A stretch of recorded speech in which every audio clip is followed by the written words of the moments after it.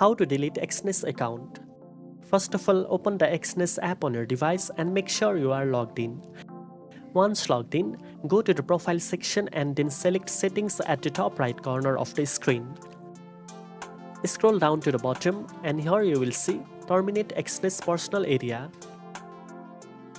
Tap on it, hit continue and follow the on-screen instructions carefully.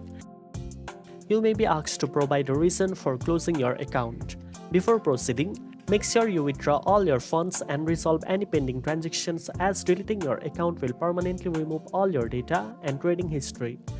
After confirming your decision, your Exness account will be permanently deleted. You will receive a confirmation notification or email once the process is complete.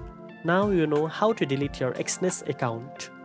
If you found this video helpful, don't forget to like, share and subscribe for more trading tips. Thanks for watching and I'll see you in the next one.